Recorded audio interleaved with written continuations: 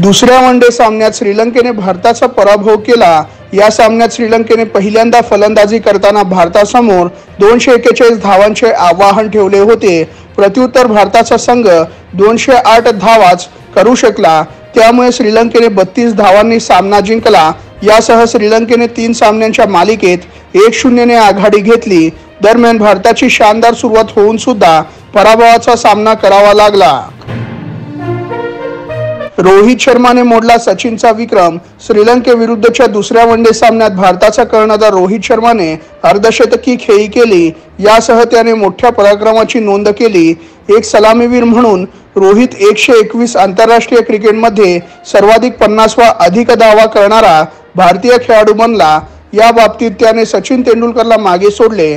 तेंडुलकरने आंतरराष्ट्रीय क्रिकेटमध्ये 120 वेळा सलामीवीर म्हणून 50 किंवा त्याहून अधिक धावांची खेळी खेळली होती। एनडीए सरकार फक्त आपला हा कार्यकाळ पूर्ण करणार नाही, तर 2029 मध्येही सरकार स्थापन करेल असे अमित शहा म्हणाले। ते चंदीगड मधील मनीमाजरा येथे बोलत होते। विरोधकांना वाटते की त्यांनी काही प्रमाणात यश मिळवून निवडणुका जिंकल्या आहेत। गेल्या 3 निवडणुकांमध्ये काँग्रेसला जितक्या जागा मिळाल्या आहेत त्यापेक्षा जास्त जागा या निवडणुकीत भाजपला मिळाल्या आहेत, हे त्यांना माहीत नाही असेही अमित शहा म्हणाले। आसाम सरकार लँड जिहाद आणि लव जिहाद हे 2 कायदे आणत आहे। जर मुस्लिमाला हिंदूची संपत्ती विकत घ्यायची असेल किंवा हिंदूला मुस्लिमाची संपत्ती विकत घ्यायची असेल तर त्याला सरकारची परवानगी घ्यावी लागेल। लव जिहाद करणाऱ्यांना जन्मठेपेची शिक्षा होईल अशी माहिती आसामचे मुख्यमंत्री हिमंत बिस्वा शर्मा यांनी दिली। पुढच्या मार्च महिन्यापर्यंतचे लाडकी बहीण योजनेचे पैसे बजेटमध्ये ठेवले आहेत असे उपमुख्यमंत्री देवेंद्र फडणवीस म्हणाले। ज्यांचे फॉर्म अपडेट झाले नाही त्यांनी काळजी करायची गरज नाही, त्यांचे पुढच्या महिन्यात अपडेट झाले तरी पैसे मिळेल। काही लोक लाडकी बहीण विरोधात हायकोर्टात गेले होते, मात्र कोर्टाने त्यांची विनंती स्वीकारली नाही। आम्ही वर्षाला 3 सिलेंडर ही मोफत देणार आहोत असेही फडणवीस म्हणाले। लाडकी बहीण योजनेबाबत मंत्री छगन भुजबळ यांनी मोठे वक्तव्य केले।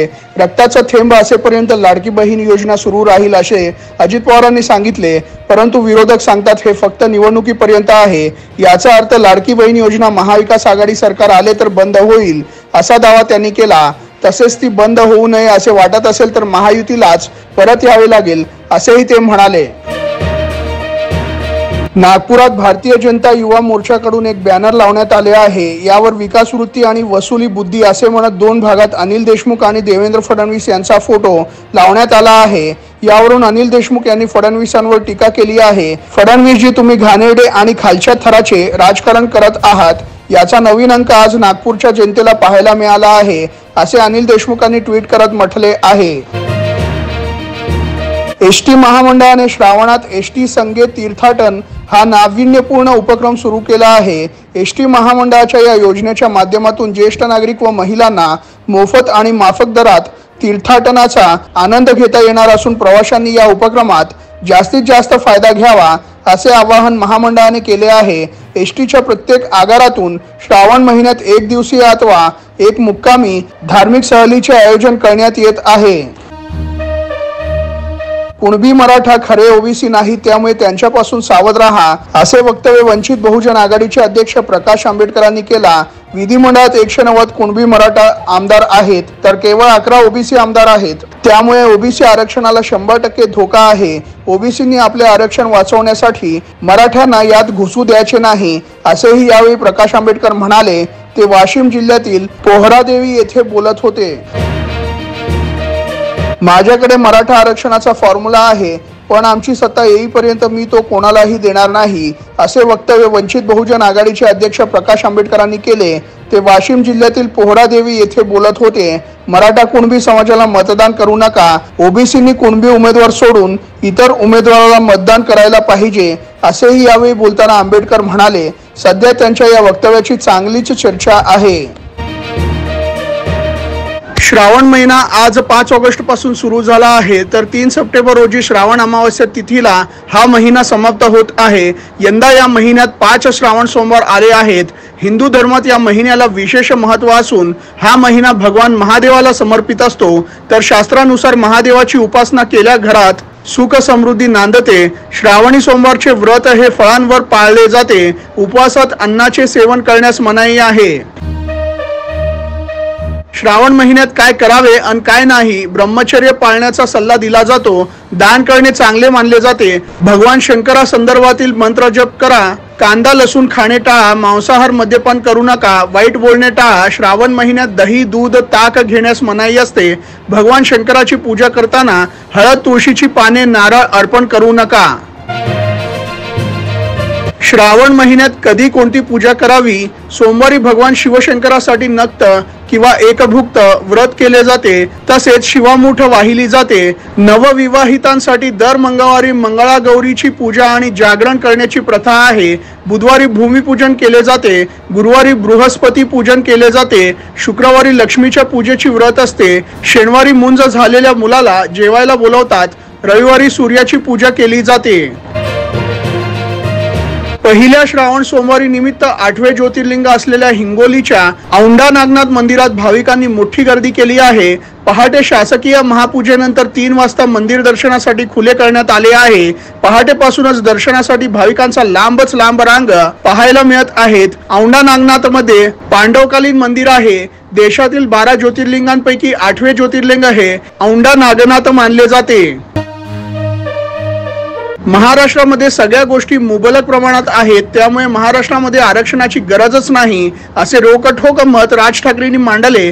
ते सोलापुरात बोलत होते। बाहेरून आलेल्या लोकांसाठी आपला जास्त पैसा खर्च होतो। व्यवस्थित पैशाचे नियोजन करायला हवे। बाहेरून आलेल्या लोकांची व्यवस्था करण्यातच सरकारचा बहुतांश पैसा खर्च होतो, त्यामुळे राज्यातील इतर घटकांकडे दुर्लक्ष होते, असेही राज ठाकरे म्हणाले।